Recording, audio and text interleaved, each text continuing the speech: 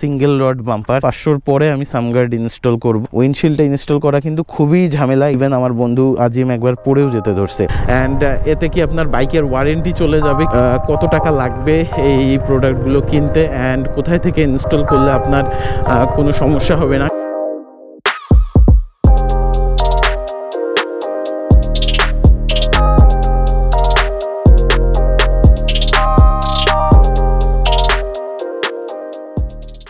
আসসালামু আলাইকুম বন্ধুরা, কেমন আছেন সবাই? আশা করি সবাই ভালো আছেন। রয়্যাল এনফিল্ডের ভিডিও দিয়ে দিয়ে আপনাদের মাথা খারাপ করে ফেলতেছি, মানে বোরিং করে ফেলতেছি মনে হচ্ছে। অনেকে হয়তো বা কোয়েশ্চেন করবেন, ভাই এই দিয়াবাড়ি মেট্রো এগুলোই তো দেখাচ্ছেন, আর কি দেখাবেন? বেসিক্যালি আপনারাও জানেন যে এখনও গাড়ির নাম্বার হয় নাই, এই জন্যে মানে বলতেছি না যে সাহস পাচ্ছি না, এই জন্যে যাচ্ছি না, মানে ইচ্ছা করতেছে না নাম্বার ছাড়া আসলে যাওয়ার। কেননা আবার পুলিশ ধরলে তখন আবার কাকুতি মিনতি অথবা কেস খাওয়া। এমনিতেই বাইকটাই কিনে পকেটের অবস্থার ব্যবস্থা হয়ে গেছে, আপনারা তো বুঝতেছেনই যে কি পরিমাণ টাকা চলে গেছে। এই জন্যেই আর বেশি দূর যাচ্ছি না। যেগুলো বেসিক কন্টেন্ট আছে সেগুলোর জন্য দিয়াবাড়ি আমাদের যারা উত্তরায় আছে তাদের জন্য বেস্ট, এই জন্যেই উত্তরার দিকে আসতেছি। কালকে মাইলেজ টেস্ট করার পরে সকালবেলা একটা ভীষণ পেইনে পড়ে গেছি ভাই। আমাকে বলা হয়েছিল যে সবসময় অ্যাটলিস্ট 3 লিটারের মতো তেল যেন আমরা রিজার্ভে রাখি, বা তো কালকে তো মাইলেজ টেস্ট করার পরে জাস্ট 1 লিটার তেল ভরাইছিলাম, দেন বাইক চালাইছি। রাতেও অনেকক্ষণ চালাচালি করার পরে বুঝতে পারি না এই যে তেল একদম নিচের দিকে। হ্যাঁ, আর যে পরিমাণ মাইলেজ পাইছি সে পরিমাণের তুলনায় হয়তো বা 1/2 লিটার চলে গেছে, আর 1/2 লিটার এই ট্যাঙ্কিতে ছিল তেল। সকালবেলা আর স্টার্ট নেয় না, কি একটা অবস্থা, মানে বের হব এই সময় আর স্টার্ট নিচ্ছে না ভাই। 350 সিসি বাইক ঠেলা কি নিয়ে যাওয়া পসিবল? আর এখন কিন্তু খোলা তেল কোথাও দেয় না। পরে আমার সবসময় আমার কাছে হচ্ছে ইনস্ট্রুমেন্ট থাকে তেল বের করার, আপনারা জানেনই। পরে আমার জিক্সার বাইক থেকে তেল বের করে এখানে ঢেলে চলে আসলাম।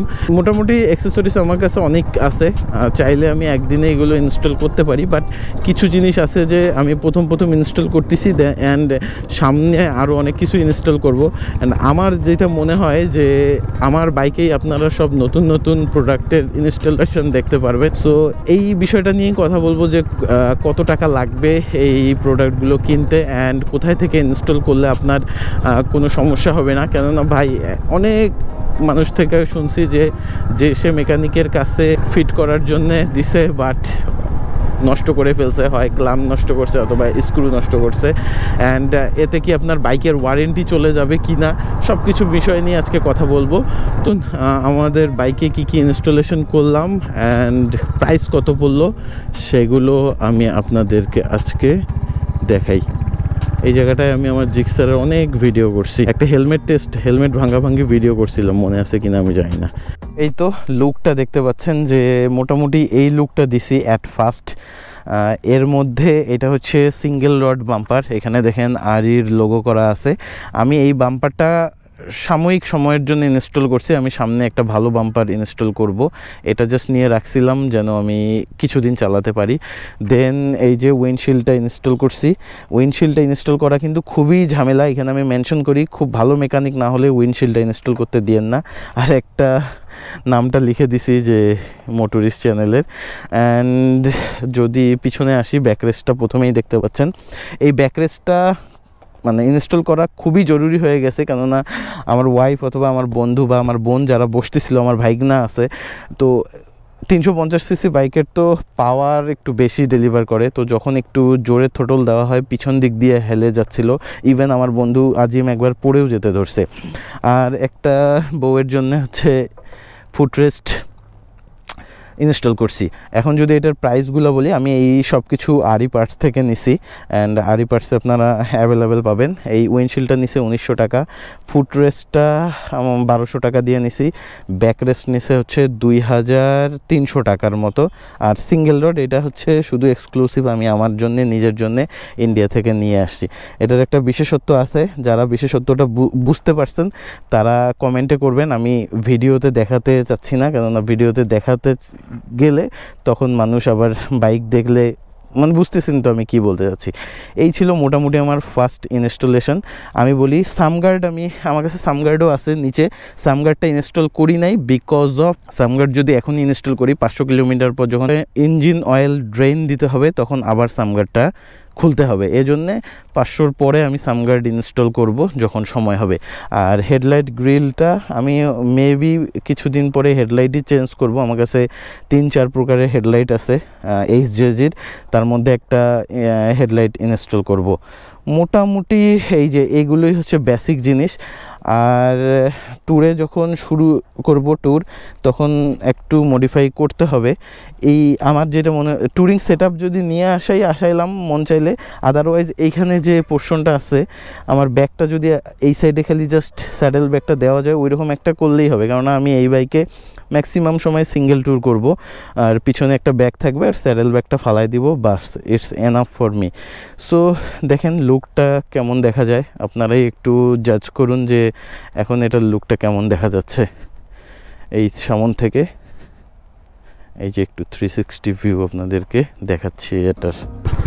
আর সত্যি বলতে এখনও রোড অ্যাটেনশন খুবই ভালো। হ্যাঁ হ্যাঁ, সিস্টেম এরকম, যখন অন করবেন আর যখন ইঞ্জিন অফ করে দেবো তখন পার্কিং লাইট জ্বলে থাকবে। আমি বলি এই বাইকের প্রাইস কমাই দিয়েই তো অন্যান্য কোম্পানির মাথা মনে করেন ঘুরে গেছে, যেহেতু কাম খারাপ করতে পারছে না ওর নামটা খারাপ করি। হ্যাঁ, এটা আমার পেজের নাম ভাই। সো দেখতেই পেলেন যে এই বাইকটার আসলে কি পরিমাণ মানুষের ভালোবাসা, যেখানেই দেখতেছে সেখানেই দাঁড় করাচ্ছে এবং ভাইরা গল্প করতেছে। আমারও সত্যি বলতে খুবই ভালো লাগে এভাবে হচ্ছে কথা বলতে সবার সাথে, সবাইকে দুইটা ইনফরমেশন যদি ডেলিভার করতে পারি। আর সবচেয়ে বড় কথা, কিছু মিথ আমাদের ছড়াই গেছে, লিটারে বেশি যায়, মানে সবার ধারণা যে 350 সিসি বাইক ভাই 20 কিলোমিটার কোনো রকম টানিটুনিয়া পাবে, এইরকম একটা মিথ নিয়ে আমরা চলতেছি। এটা কখনোই না ভাই। J1 সিরিজে আপনি 30-এর কাছাকাছি, 30 আপ ডাউন এরকম পাবেন, 30কে একটা বেস ধরে রাখতে পারবেন। আর যখনই কেউ শুনে যে 30 পাইছে, সবার একটাই কথা, ভাই আমার এই বাইকে 30 পাইলে হয়েছে, আমার আর এত বেশি দরকার নেই।